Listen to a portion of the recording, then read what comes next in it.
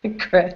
Hello, everybody. Welcome to another episode of This Week in Travel. My name is Gary Arndt, coming to you for one last time from Girona, Catalonia, home of this year's T-Bex. Joining me, as usual, is the man so nice they named him twice, Mr. Chris Christensen. How are you doing, Chris? I am doing great, Gary. Sound like you have a cold or something. I have a cold. I've had it for, I don't know, a month. But other than that, I'm doing great, Gary. I have a cough button, though. Hopefully I will always get there. I do too, but I'm not going to use it because I like keeping it real. Also with us, Jen Leo. How are you doing, Jen? Good morning, everybody. I think this is the first time you've been on the podcast in a couple months where you're not lying in bed. I was down for the count for a good long time. I'm mostly back on my feet. Well, that's good to hear. And joining us for the very first time on the show, the editor of Yahoo Travel, Paula Froelich, coming to us from New York City. Welcome to the show. Thanks for having me, Care Bear. Oh, thank you so much. Let's get into a couple of news stories before we start talking to Paula and what she's doing. Bad day for all the people out there that wanted to get an armadillo beer holder or a Yeti garden gnome or anything engraved with your family name. Skymall is going out of business. And I got to tell you, when I get on a plane, complaining about Skymall is one of my favorite activities. And I'm going to miss not being able to complain about Skymall anymore. Why were you complaining about Skymall, Gary? And how could you complain about Skymall? It is like, it's the unicorn of magazines. It's got everything magical and fabulous and everything you never knew you needed. I always wanted to live in a Skymall. Okay, now how many things has anybody ever, each of you, ordered from Skymall ever?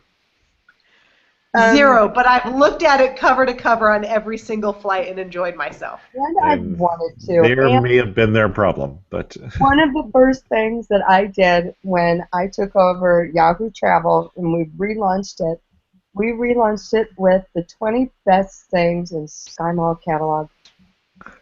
And what were do you remember some of the 20 best things in the Skymall catalog? Oh my God, it was like the most absurd stuff. Obviously, it was my favorite Yeti sculpture coming out of the ground. The Yeti and the zombie. Or, you know, like they also used to every now and again have those insane balls, inspirational posters. You know, the kind that when you walked into your college dorm for the first time and you saw that your roommate had 5 of them and you knew she was Buchuku. I hate those. I hate those. My brother got me those for Christmas one year. I almost threw up.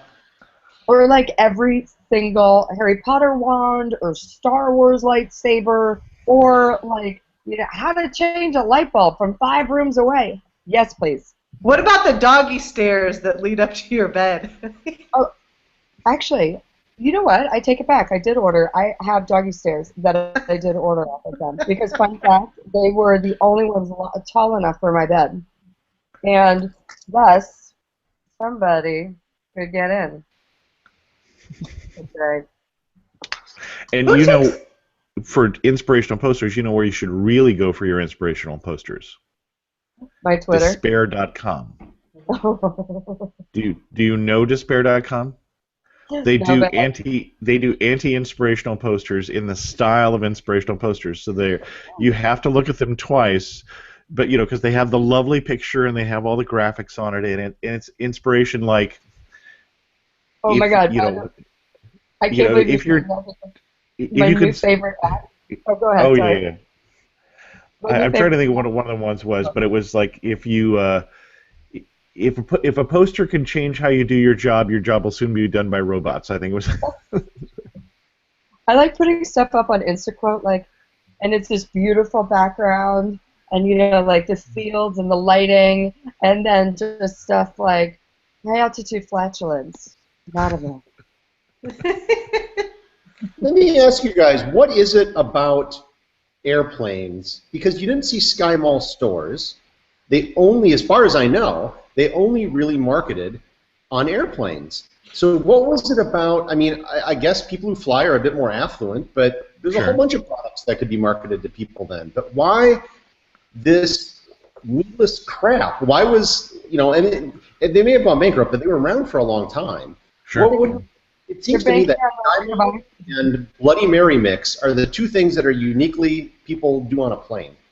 Lack of oxygen, poor choices. It leads to, I mean, like, how many bad movies have you watched on an airplane and thought were amazing? It's kind of like being drunk in college. So I think what killed SkyMall was the iPad. I think literally it was people not being as bored as they flew. When was the last time you pulled out the SkyMall catalog? Well, now I've got something to do. And in fact, they let me do it from the gate to gate now, and so I don't have to pull out the SkyMall catalog. I haven't looked at the Airline magazine in a while. So I think that's the thing that changed, is that people weren't as bored. Great point, Chris. Also, I noticed, and I do look at it frequently, the stuff didn't change that often. It was the same stuff. So if you flew frequently, or even just a couple times a year, and you'd looked at it once, there weren't enough fresh things coming through there. Right. Yeah. The other issue is it's just a print magazine. Because, you know, it's this day and age, it's not that print is dead, but especially on an impulse buy, and SkyMall was all impulse. That's the kind of thing that you need it late night on your computer, on your iPad, to be like, I want that Yeti, boom. You know, I want that weird yard gnome, boom. And then you do it, and 4 weeks later, a yard gnome shows up at your door. When you have it in paper, and you're giggle, and then later you're like, that's so silly. Next. SkyMall is an impulse buy, and they never actually got that next step in the future. It was still kind of 1986. If it had gone online, had better editorial and better reach, it would have done much better. Go ahead, Gary. Oh, I was thinking you should get a SkyMall catalog, give it to the Yahoo sales team, and say, contact everybody in here and have them advertise on Yahoo Travel, because then they can actually do the impulse buy for the Armadillo beer holder. By the way, just so we're clear, I'm shocked that you think I haven't done that already, Care Bear. Hello. Great minds. Up here for thinking, down here for dancing. Oh, well, that's because you two, you know, used to be married. You're thinking on the same wavelength. It was horrible. Can you believe we're still friends? Have you guys noticed that on every airline magazine, pretty much no matter what airline, there's the same couple ads. One is for, like, America's Best Plastic Surgeons, and it has, like, one dude posing and then a list of them in different cities. And there's also one for America's Best Steakhouses. And don't forget the matchmakers with, like, that lady with the crazy eyes who's like, I will set you up. Like, and she's like third generation matchmaker. Third generation and clearly a little inbred. And I'm like, I don't know if I trust you to set me up. Oh, Jesus, and you're advertising. Yeah. Matchmakers. But you know what? It's all the same thing. It's literally plastic surgery so you can look good on your date to the steakhouse that is set up by a matchmaker. It's really holistic. Okay, another suggestion for Yahoo Travel. Get one of your writers to, like, do that. Get hooked up with one of the matchmakers and go on a date to one of the steakhouses. Okay, well, here's the problem. This is a fun fact. A friend of mine is a matchmaker in New York, and it's basically all a big old scam. They don't have enough men. They have a gazillion doodle women. They don't have any men. They've got 2 or 3 men. Really? Mm-hmm. I would have thought it would have been just the opposite. Say that again, Paula. I had to go check the dog. What'd you say? The matchmakers don't have enough the men. Matchmaking things. It's all really kind of a scam.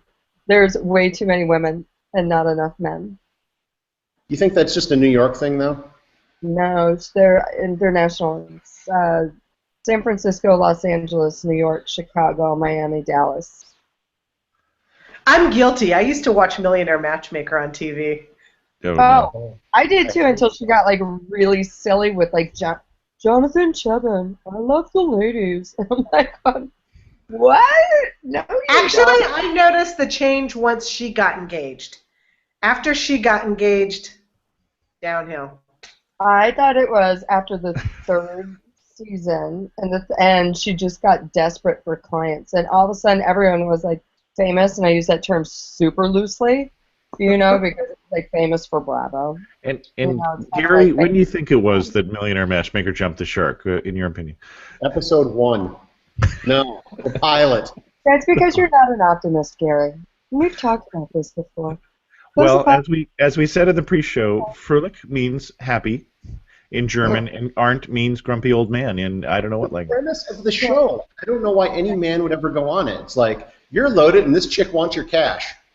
It's true. How do you ever do that? Although they've got loaded women, too. And it is funny because half the time and I do think like half the time the guys are like, I don't know, I just feel like they just want me for my money. I'm like, you're on a show called The Millionaire Matchmaker, Dumbledore. But she's still going to change their clothes. She's still going to tell them how to act. The girls have to show their cleavage. They have to straighten their hair. It's the same format. Like a Tuesday in New York. What the hell? Well, we should find something good to talk about if we have 3 optimists and 1 pessimist. Okay, we got a couple more news stories. I'm sure we could find more. Next news story, and this was kind of people were talking about with the changes in Cuba. We've talked about this before. I guess United Airlines has announced that they're going to start flying to Cuba from the United States, and they're talking about flying from Newark and Houston. I haven't heard Delta, and I guess JetBlue has expressed an interest, but there was kind of some people wondering who the first airline was going to be from the United States. I just wonder when they're going to start and how many people are actually going to be on the flights, because technically speaking, you still can't travel to Cuba if you're just a regular person. No, you can travel to Cuba, you just can't spend money. And that's cool. I mean, I got a bag full of weird money from all over the world. You just keep your change. Although it is kind of confusing right now in terms of what you can do and what you can't do, and even if you look at the Department of Treasury sites and things like that, it's a little bit of a mixed message still because they haven't really changed any of the laws. So, I went to Cuba 2 years ago. I went to Havana, and on a baseball tour. On a baseball tour, which was really fun. Through I can't remember. I think baseball it was people. No, it was one of those groups that runs regular things. It begins with an I. I'm never not good with names. So they. But the thing that I was thinking of is like, I can't wait for it to open in the U.S. I can't wait. And I took a look around. Where are they going to put everybody? There is not enough hotels and accommodations to handle a humongous influx. So my thing is where are the hotels? Where's the accommodations going to be before this all happens? I bet they're going to figure that out in 2.5 weeks. They'll have that figured out in 2.5 weeks? 2 hot weeks. Fun. There it is. There it is. Well, they allow people to have restaurants in their homes, so maybe there's going to be a humongous Airbnb explosion in Havana. Home away. I don't think there's going to be a big increase, and there's already 5 million tourists a year that go to Cuba, so it's not as if there's no tourism. I think most Americans are, quite frankly, they're going to go to Cuba as much as they go to the Dominican Republic or Haiti, which is to say, not a lot. If you haven't been able to go, you want to go. People will want to go. I actually disagree with you, Gary, big time. Like, I think that this is why the marriage didn't work. It's 100%. I mean, and also, you know what? He just never admit when he's wrong. It's a hard time saying sorry. Like that song, "Hold Me Now." I really want to tell you I'm sorry. He wouldn't even listen to that song. Well, my wife and I are actually putting up our spare bedroom on Airbnb. We will take Cubans, so I think there's some reciprocity should be around here.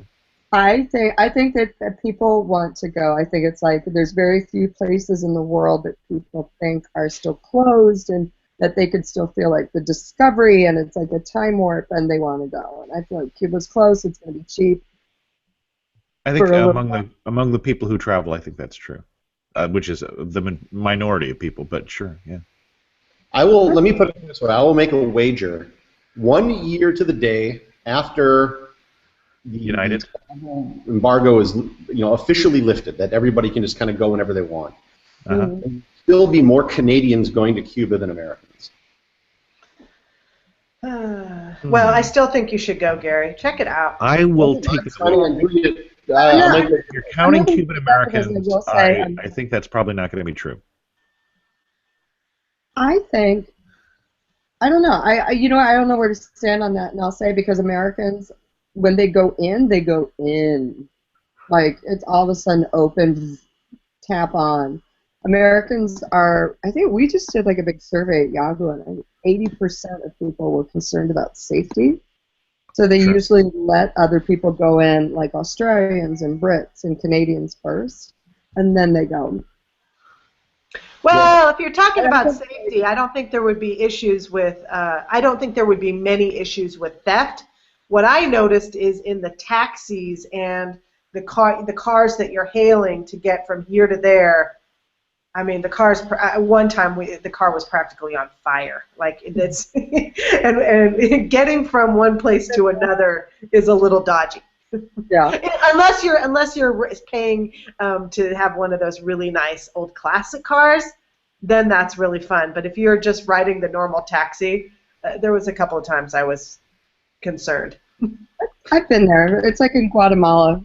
I've never been in Guatemala where the cars don't break down, including on sides of cliffs as you're rolling towards the edge of the cliff, and the guy's like... The biggest influx of Americans will be on cruise ships, I bet. Yeah. Stop in the van. That, you go for the day, do whatever, smoke a cigar. That'll probably happen very quick. I'm sure that all the major... because you don't need the infrastructure for that as much. Right. But unless there's like all-inclusive resorts that cater to Americans, I don't know. I disagree with you. I think the days of all-inclusive are over. Well, there is an all-inclusive resort on Cuba. It's Guantanamo Bay, but it doesn't get really good marks. So. No star. Negative.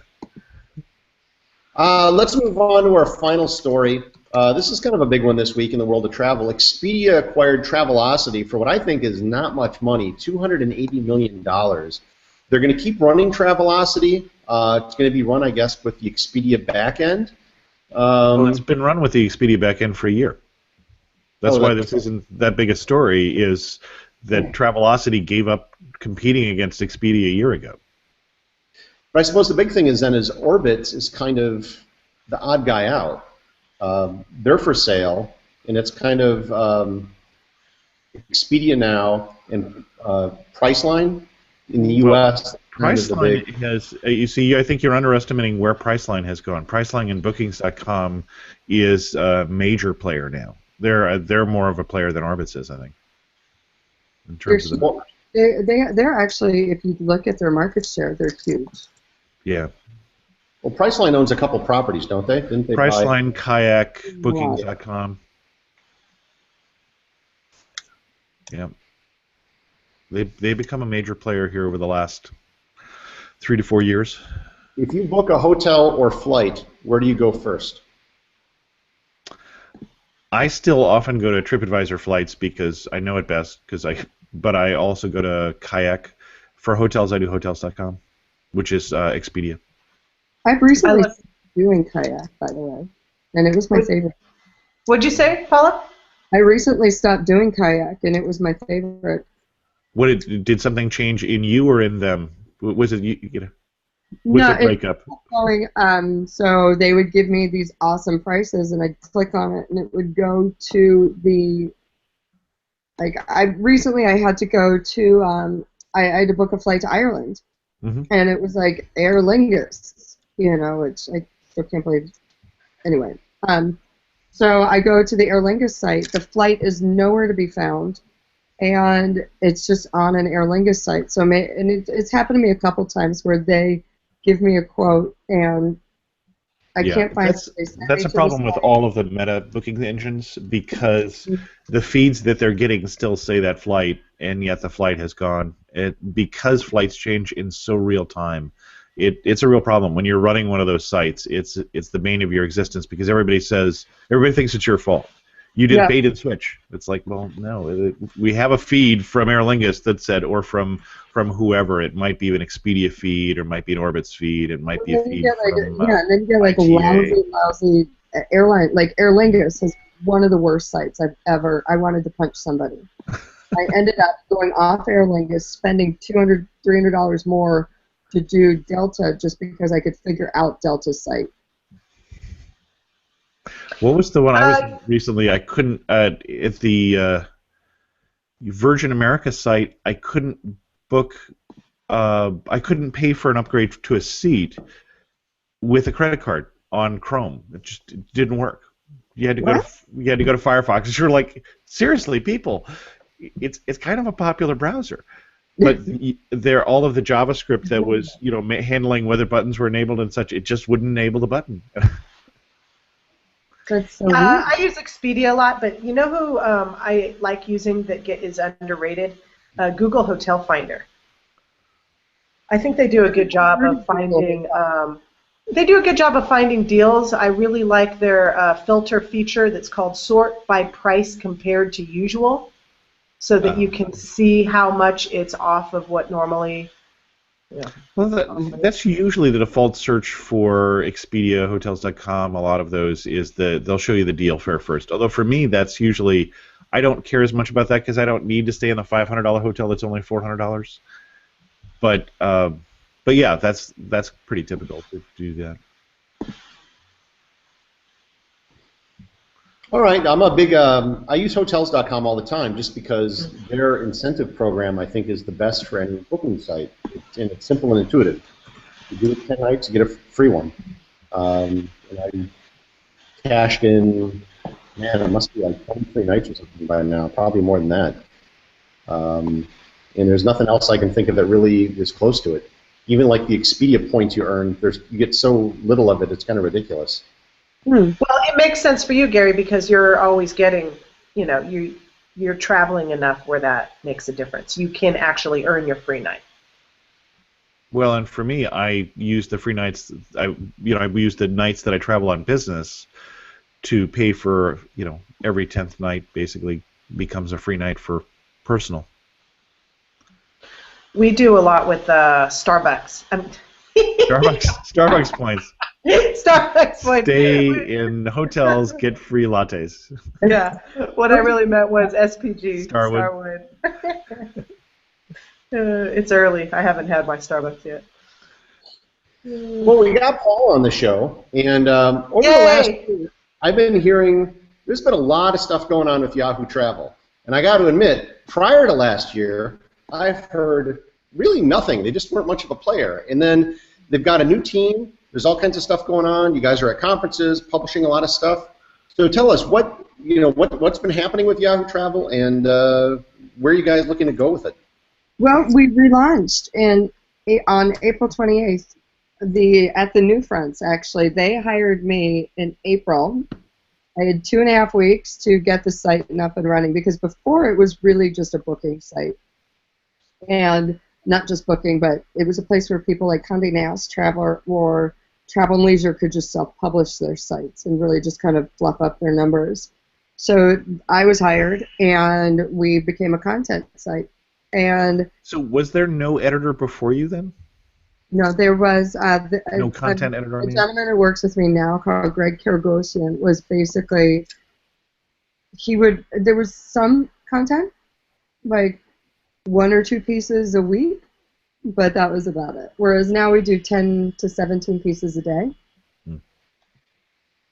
and really just try to cover the industry and cover the world and what we think is popular. And we've been doing great. We're now the largest content site in the world. Travel site, you mean? Yeah. Don't worry, I'll get the other content sites soon. But travel, yes. And and we do cool stuff. Like I got like my abroad show where I go around the world, or someone like Miss Universe pageant, like who's clearly didn't watch my show before they invited me down. And so that's tonight, the Miss Universe pageant, but my Miss Universe segments are amazing. You know, you get to ask people like Miss Russia, how would you attain world peace? And she actually answers, and then it's something about her microverse. And I'm like, well, how would you take your microverse to Syria? And then she actually answers. I'm probably not allowed back into Russia for a while. You know, but then you've also got Miss Korea, who just didn't understand the question, but was adorable trying it. I think the question was something like, we crowdsourced the questions. And one of the questions was, do you really think you can call it Miss Universe if only Miss Earth is involved? If only people from Earth are involved? And Miss Korea was like, Korea! And I'm like, oh, I love you so much. I love you so much. It was genius. You know, and so we got to do that, and we did some, I chugged a beer, or I shotgunned a beer on camera, because they were telling us all about, like, beauty secrets, and one girl was like, wash your hair in beer, and all of a sudden I just realized, I was like, okay, so as I'm washing my hair in beer, just smelling like a dirty old frat house, and I'm just sitting there realizing, oh, I got it. She washes her hair in beer so she can get a beer. And at that point, I had already been in Miss Universe for 3 days. I was like, you know.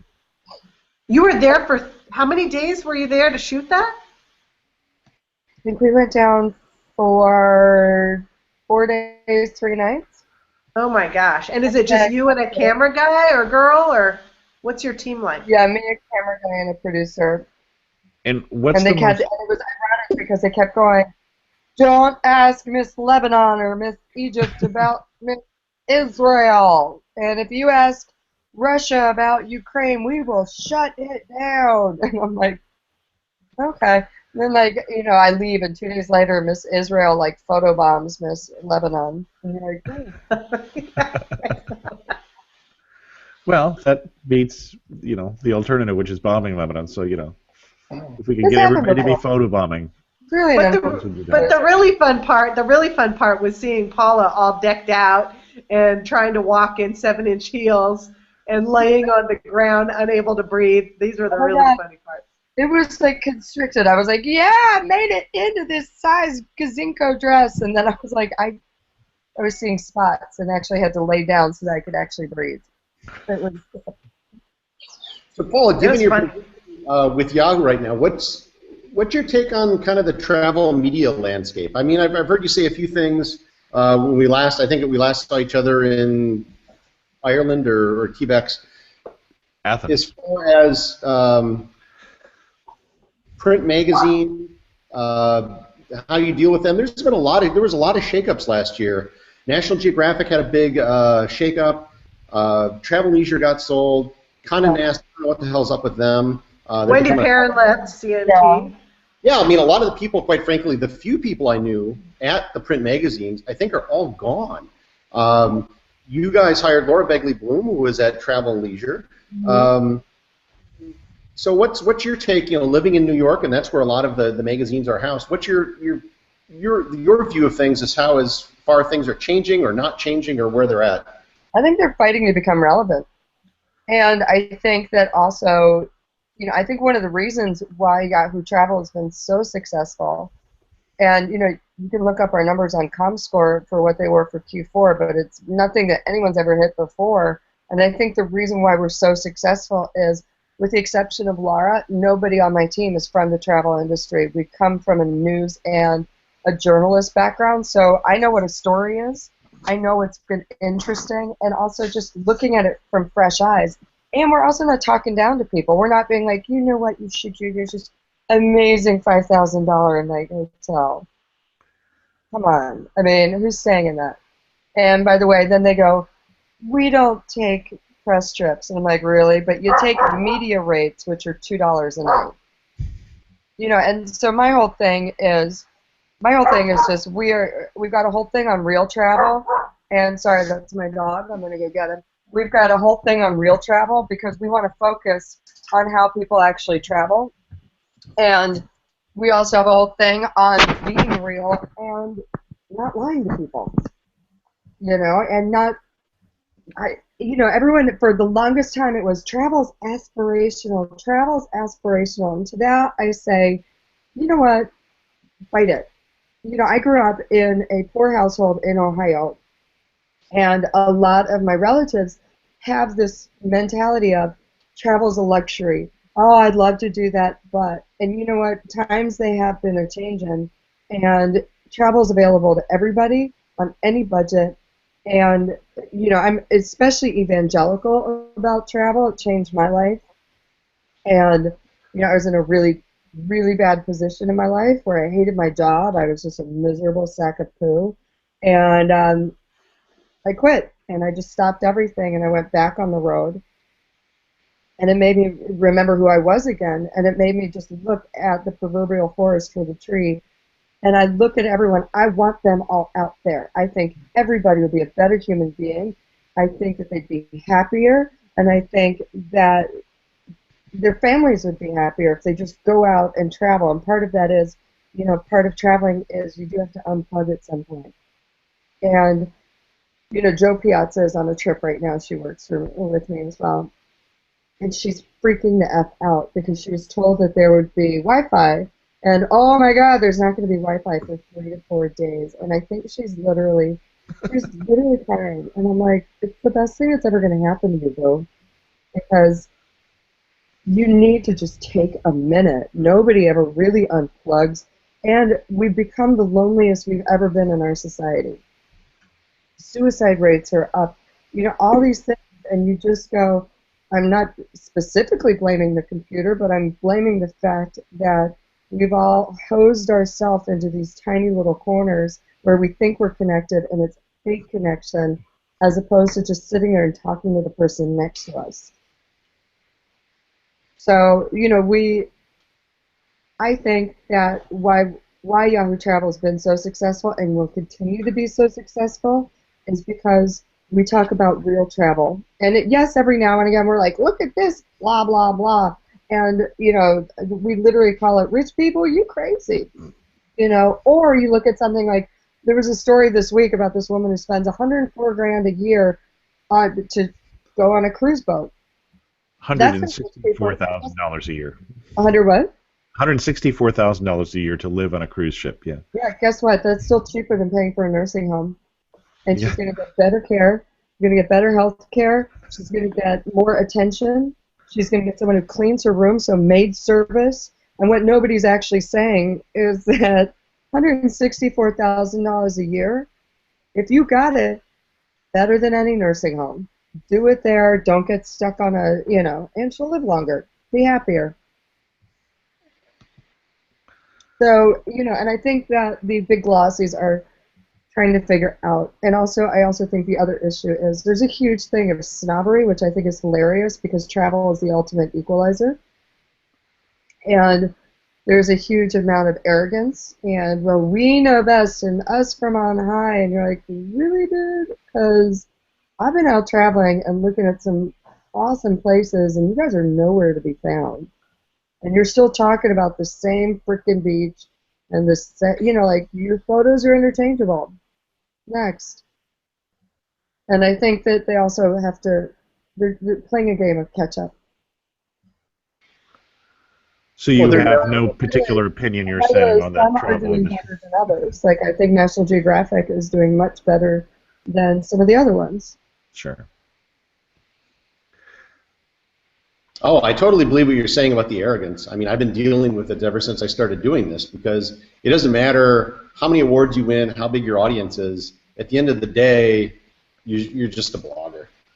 And well, you know, Gary, actually, Yahoo Travel is doing a new thing, and we're going to be talking to all three of you about this. I am banning the word blogger. I think it's a dirty word, and the people that we are going to be working with, and we're having this new thing, Yahoo Travel Explorers, and there's going to be several ways for people to get paid, because I also think it's kind of bullshit that they look at you and they're like, oh, you're a blogger, by the way, but can you tweet this? And you're like, no, you know what, it's a mutual thing. We should all be helping each other out. You know, I do believe we're stronger together than alone. And, you know, we're going to be doing a certain thing, and one of them is people that we work with in this Yahoo Travel Explorers program are going to be content creators. I hate the word blogger. I'm done with it. You know, it's like no respect. and it has bad connotations because, unfortunately, some people out there behaved very badly. So, well, but so did travel writers before us. Just sit down with any PR and hear their story about travel writers, and it's no worse than the bloggers. Yeah, 100%. But I want the people that I work with. You can call yourself a blogger too. I'm gonna call you a content creator. I think in these days that term applies more because you're expected to take your own pictures, not just write. Some are expected to do video or broadcast in any fashion. So you 100%. And also, by the way, y'all can get paid more if you call yourself a content creator. Hashtag content. And you know, but so there's that. But it's oh gosh, what else was I going to say? So what's this Explorers program you're talking about? Tell us about that. Is that something we can find on the site right now? No, but you're all going to be contacted about it. We have it's starting in February. It's going to be Tumblr based, and there's going to be a Yahoo Travel Explorers Tumblr that will be supported by Tumblr. We will retumble it onto Yahoo Travel, and you can put anything up there. I don't care, like anything, as long as it's travel and you can have one photo. You can do whatever.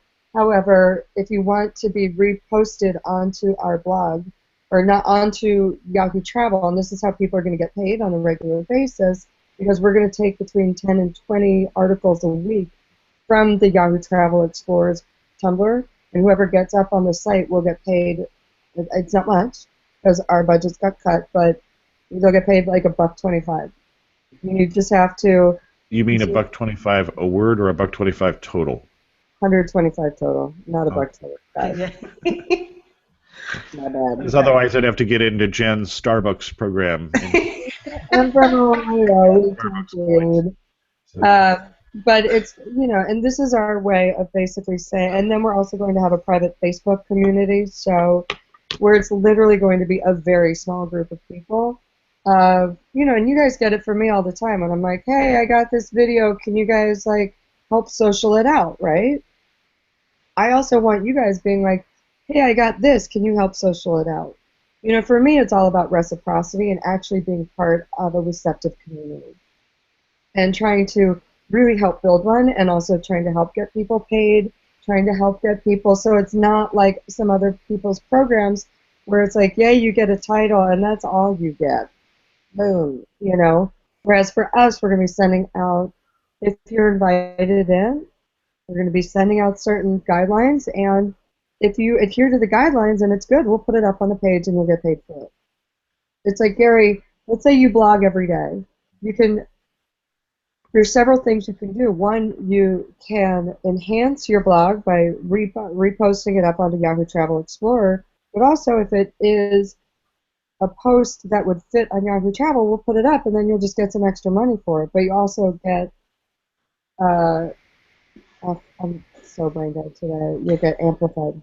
And it will or won't matter if the content is sponsored personally outside. We can't do sponsored content. Yeah, not on the page. Yeah, no, totally fair. I just wanted to be clear. So that'll be in the rules. So there's going to be a whole outline. But we're basically trying to create a community. And there are some people who, it's just so interesting, you know, and it is human nature. But some of the things that I've been a little dismayed at is there are some people in the community who are not helpful and don't want to help anyone but themselves. Or, like who? Like who? Like who? Come on. No, but who are also just really not, they're not people who I would want to work with. And so technically, while they might have some reach, we're not going to be working with them.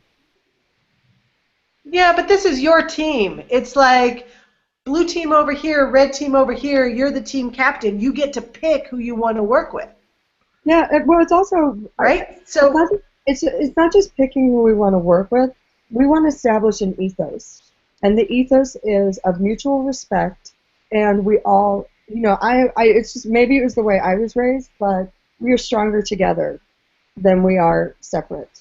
And I want you and you and you and you to make money, because then we're going to be better together, and we're all going to have a good group, as opposed to one person who just wants to go out and be successful and just be like, okay, bye. you know. I just feel like I can think of a couple of people that fit that profile.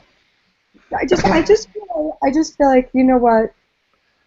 We're doing this because there needs to be a central hub for travel community and people in the travel community that have our ethos and have our ethics and have our standards. Anyway, we're trying to help. Good. We're also when do you think that this was going to be launched? We'll be launched. She said February. February. Okay. I love it, Paula. I could listen to you all day. Thanks, Bear. You keep talking. I just feel like, you know, anyway, I want to start a hub. It's like where people can go to, and they know they're going to find good, interesting content. So I guess what I'm eager to see is are the writers going to be niche focused, or can some be general? Like what, for example, like say I've like, oh yeah, I do all this family travel stuff. Oh, I might start doing some RV stuff, but that might not be the stuff that might actually make it to the page. But me being me, I know what, like a news topic that might make it to the page. Can I go outside my niche if I want to try and sell something? Oh yeah, I don't care. Well, you don't know. You might be handpicking niche this and niche that. And okay, Jen, I'm the woman who's had 10 careers. I'm the last person to try to shove anyone else into a pig cage. So what have you done besides, okay, let me hear some of these 10 careers. This is interesting. What brought you to this place? Oh, and where did you go? And where did you go when you had your career break? Oh, Lord. And by the way, you know what a pig cage is, right? Where you go to get slaughtered? Cincinnati, Ohio is also known as Porkopolis. And Chris should know that. Pig cages. I was born in Ohio. Pig cages so, you know, are these I am a Buckeye. where your pigs aren't allowed to move around in. It's really, the meat industry is a disgusting industry, even though I'm a meat eater. But pig cages, you know, so it's that old adage of, like, you know, people keep trying to keep you in your pig cage and you keep busting out of it, you know. So nobody should ever be kept in a pig cage where this is it and this is you and don't do anything. So tell us more about your career break. My career break, because I before that I was a journalist. I mean, I've always been a journalist. Where we've done sorry, my computer's running off. Where I wrote about women's issues for The Guardian, and I did interest rate swaps and over-the-counter derivatives for Institutional Investor and Dow Jones, and my stuff was always picked up by the Journal. And then I was a gossip columnist for 10 years for the New York Post. And then I hated my life, and I was pretty miserable, so I quit. And those two are somewhat related, hating your life and being a gossip columnist for the New York Post? I have to say, I went on a press trip once with a gossip columnist. He had the most fascinating stories of stuff that never got published. Oh, you have no idea. I only ever printed 5% of what I know, and I only repeat 10. It's, oh my God. You always want a gossip columnist or a former gossip columnist at your dinner party. How do you interview for a job as a gossip columnist? How do you show to somebody that you would be a good gossip columnist? Oh, you know, it was totally random. So the Sherlock thing where you tell them things about themselves that they didn't think anybody knew, or? No. Sorry, and by the way, I had oral surgery, so this big black thing is healing. But no, it's basically when I was doing interest rate swaps and over-the-counter derivatives, and I didn't know what the hell, you know, I started and I did not know what a stock or a bond was. And they basically said, the company I worked for, Institutional Investors, said, fine, we'll train you. You've got 3 weeks to get up to speed or you're fired. And I heard in my head, you've got 3 weeks to get up to speed or you get sent back to Ohio. And I was like, that shit's not happening. So I started going and whatever, and I met all these guys, and literally every night I would take out another trader or marketer. And I'd be like, what is this? Help me. You know, low-cut shirts help. And then what I started realizing was this is right as Glass-Steagall was coming down, and so all these guys were starting to make the major money, like buku bucks, and they all wanted to know each other because everybody was starting like a derivatives program or trying to get into derivatives. That's where the major money was made. And so I would often, a couple times, I had double booked myself, and I was like, or triple booked, and I was like, oh, do you mind if this guy from Deutsche and Goldman and whatever? And they're like, no, bring it. We want to know each other. Because they didn't really know each other. They wanted to have an excuse to socialize. So I started realizing this. I started doing like once every couple weeks, like drinks. And then I realized that they all wanted to know the press people too. So I started inviting some of my press people and just introducing everyone. And it turns out I'm a pretty good hostess. And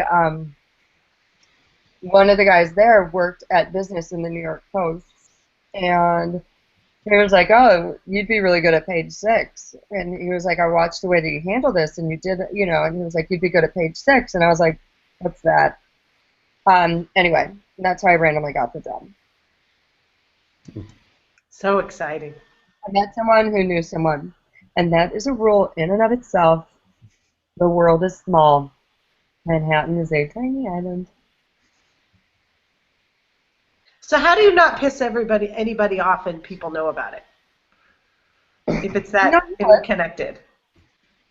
Here's the deal, Jen. You do, and I also, when I left, I had a lot of, you know, there were a lot of people I looked at, and I was like, dude, I'm sorry. I owe you an apology. You know, what can you do? You get stuck into a world you just see this, you don't see this. And there were some people that I owed an apology to, and I went out of my way to do so. But at the same, you know, same different side of the coin is, I'm not the one who told you to dance in front of 80 people with no underwear on and a miniskirt you're lifting over your head. I would tell someone to do that. You know, I'm just saying. So, you know, the things I apologized for were not the things I think some people wanted an apology for. Some people were like, you did this. And I did. And by the way, so did you. And FYI, you didn't sign my paycheck. You know, Right. It's very, the way that I try to deal with people in most situations is just the way that I was raised, which is very straightforward. You try to do this. If you upset somebody, you sit back, you take a minute, you look at it from all sides, and then you either state your case or you apologize. Interesting.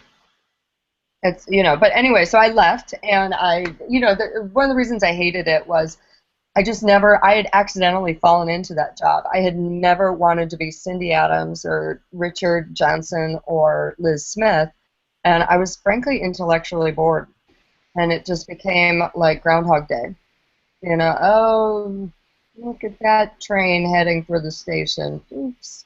You know, so I left, and I started traveling, and I got a bunch of freelance gigs. So I traveled, but I went to places like I did Iraq on a bus tour. I did Vietnam, but I did the old Ho Chi Minh Trail. And you were just traveling for you, right? You weren't on assignment. You were on a career break. I was on, so I went to Kenya, and I was like, I'd never been to Africa, and I was like, ooh, okay.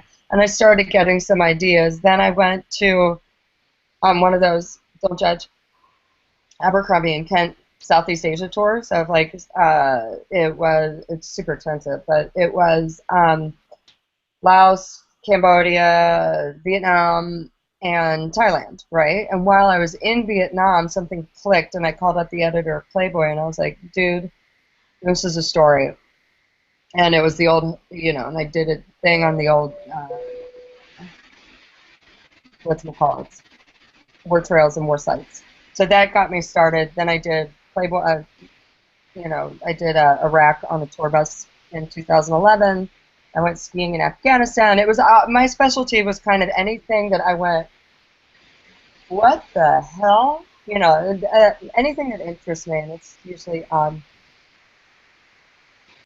like I'm not really into beaches. I got a lot of skin damage from when I was a kid. Is there anybody that you read or follow in the sort of, not travel sphere, travel blogger sphere, but more literary travel or offbeat adventure travel? Anybody that you follow that also...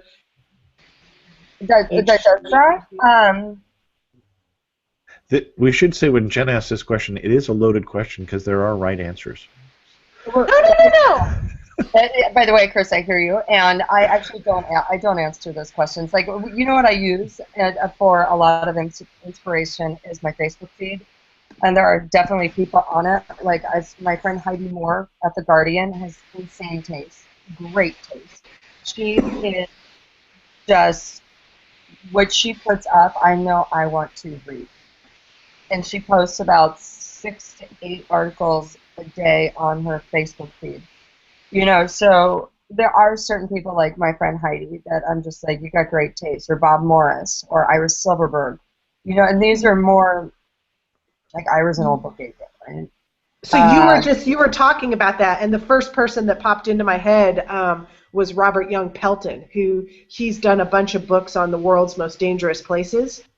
Oh yeah. Well, here's the deal, like, you have to understand, I was not in the travel industry. I would love for you to email me his name. You know, like, I'm now reading a book by Bruce Northam. You know, I like Bruce, and it's pretty good. I know Bruce. You know? And it's actually beyond pretty good. I like him. You know, but so I'll read that, and it's difficult. You know, like the first book that I really loved was obviously P.J. O'Rourke's Holidays in Hell. And because you're funny, he's funny.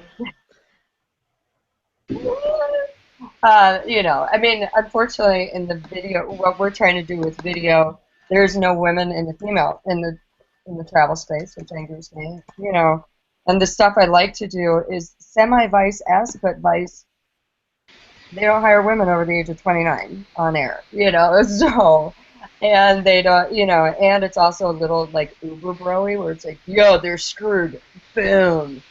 You know, or so many, or what, just found this drug alley, and you're like... I'd also be curious to see if you think Joseph O'Connor's funny. Sinead O'Connor's brother. He's done some travel books, and he traveled across America. I think it was called Sweet Liberty, and he was looking at all the Dublins in America, and he was just traveling through there. He cracks me up. You don't know.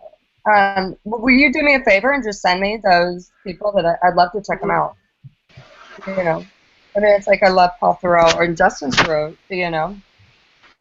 If you haven't noticed, Jen is the one that brings legitimacy to this show. That's right. That's what she knows. Because Chris and I are just sitting here, I'm like, I've never heard of any of these people. By the way, I'm just waiting for Gary to get up and start dancing in his socks. Because I know you're in your boxers. I'm like looking at you, and it's like real tight up on the head. That'll be his tip of the day. Because Paula, I'm not wearing boxers. Ooh, Gary, damn it! You did this to me when we were married too. That's why we divorced. Don't get me started on your nagging. Oh, that's you. All right, I think it's probably time to move on to our picks of the week. I have Chris. a pick in light of what we've just been talking about. A book I think you would enjoy, Paula. I think our audience would enjoy also. It's The Lunatic Express by Carl Hoffman. Does that work, Jen? Does that pass the test? So Carl went on around the world on all of those buses that you hear that went off the cliffs, and the ferries that sank, and the trains that derailed, and he basically went around the world on sort of all of the way the third world travels. It's a fascinating book. I love the book. I have that book, and I read 1/3 of it and wanted to punch him in the nuts. Oh, really? Yeah. It gets better after the first third, by the way. Okay, then I'll have to start, because let me tell you, the first third, I was like, wow, your wife is a saint, and you're an absentee father, and, you know, it was just... Well, there's that. He does take off... told me all the time. I'll give you that. No, the part that I liked is... You know what? On your recommendation, I will pick it up, and go through the last 2/3, and then I will get back to you. The part that I enjoyed, for instance, was the ferry in Indonesia, as he's meeting the engineer and of the ferry and going off and enjoying meeting some of the locals and such. But it's just an interesting look at a part of the world that I don't normally get a glimpse into, which is what I enjoyed about it. But it does actually start. I did think it started more poorly because he didn't have an idea what he was doing when he left. Well, also, you know what, for me, I think what also, like, touched me, and touched, I mean scratched at me, was when I first went traveling in '97, I had $1,500, and it was, you go until the money runs out, right? Right. So it was what I did. I mean, I did the planes, trains, donkey, not so many planes. I did one plane. You did trains, and by trains, you're in the, like, the untouchable section with the garbage dudes. You're doing donkeys, you're doing whatever, you're doing, and I've traveled like that, and I think it was just really, I felt like it was a little bit of a white man conceit, like, I'm going to do this, and where I was like, I did that, but it was a necessity, because when the money ran out, I had to go home, and I wasn't going home. Well, like, one of the things he did, he went to Mumbai. A little, like, look at how he met with the people who. So in Mumbai, one of the things is the trains are notoriously unsafe. Unsafe meaning not that the trains themselves break down or things like that, but the 10 people a day die on the trains in Mumbai.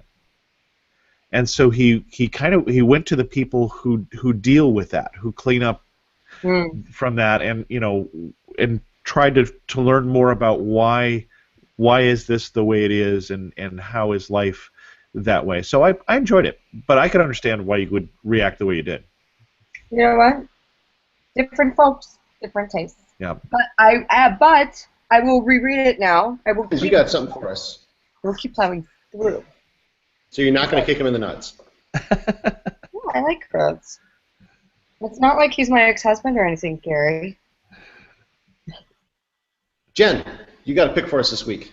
I sure do. Since we were talking about Cuba, I wanted to let people know that Chris Baker is leading motorcycling Cuba itineraries. Oh. So if you want to motorcycle through Cuba, Chris is your guy. He also leads National Geographic expeditions through Cuba, and he's written gazillion moon guidebooks, National Geographic. Anyway, he knows Cuba like the back of his hand.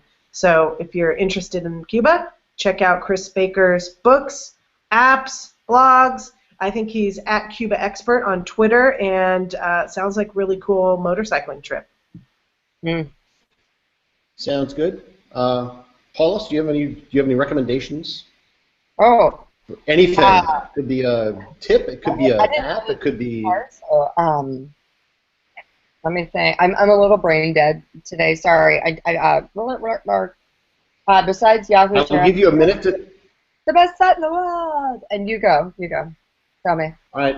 So my pick this week is an app called Koredoko, Koredoko, and you can't really see it if you're listening, but if you're watching, what it does is, so when you post something to Instagram with a photo you took from your iPhone, it automatically geotags the photo. It'll put in the latitude, longitude coordinates, and you can see where it is on a map. But if you're posting a photo to Instagram that was not taken on your phone, let's say on an SLR, it lacks that information usually. So what Koredoko lets you do, and basically you have a map, and you can drop a pin anywhere in the world for approximately where the shot was taken. And when you then upload it to Instagram, you can then select places near that spot that it might have been taken. So if it's a church, let's say it's at Notre Dame in Paris, as long as you're kind of in the vicinity of it, it'll give you a list on Instagram, and you can say, boom, taken in Notre Dame, which can help bring in some more traffic, and it gives you an opportunity to add some functionality that you might otherwise be lacking. And I do this a lot. Most of my photos, at least for the last 2 months, because I haven't been traveling much, they've been SLR photos, so it's been very, very handy. So Koredoko, Koredoko, it's free on the iTunes store, and you can get it's like a freemium where you can pay to get the ads removed. Hey Gary, I'd also like to say Oh. Gary, I'd also... Am I on? Yeah. Yeah. Gary, I'd also like to say that for the listeners who love Gary, if you don't already know, he's been adding several travel-related Pinterest boards a week. I know this because I get a little notification on my phone every time you start a new board. So Gary has been pumping out fresh travel boards on Pinterest, so go check him out there. That's been a big project, yeah. I think I'm at like 80,000 Pinterest followers now, and that's been that was a big goal last year, and it's okay. I have to say, you know what, Pinterest is the one area that I need help with.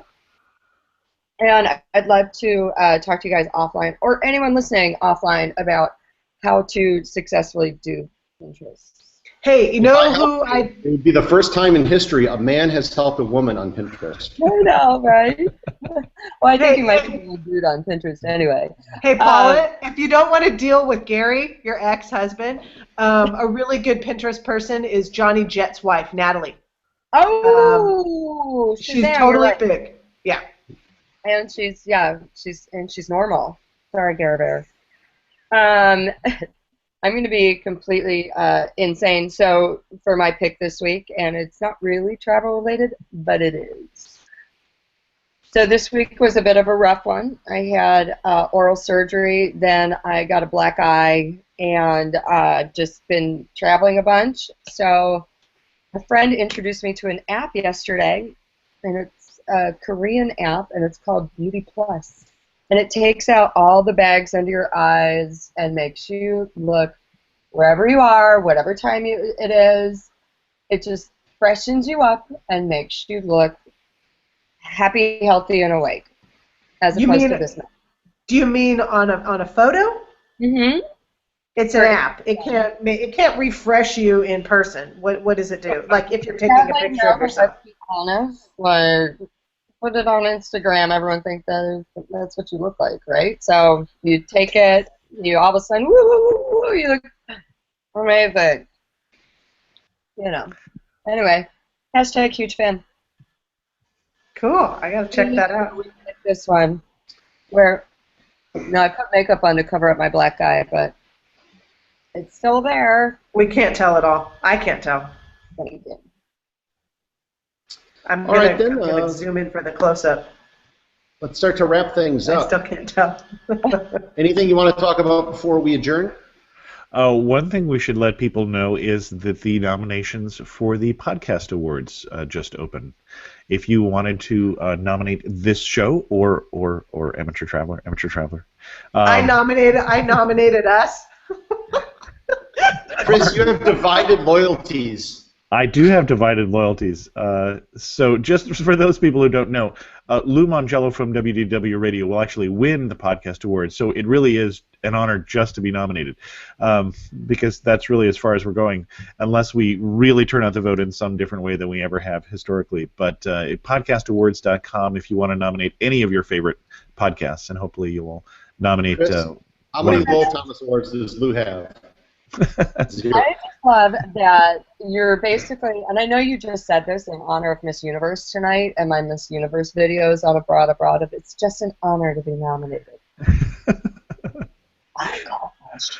I'm all for in the name of world peace. We really would encourage you to nominate your favorite podcast. Chris, please watch the video. They did. I'm telling you, I don't think I'm allowed back in Russia right now.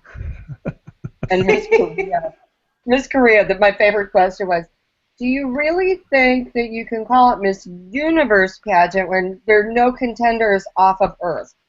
What about Miss Mars? And she looked at me and she goes, Korea!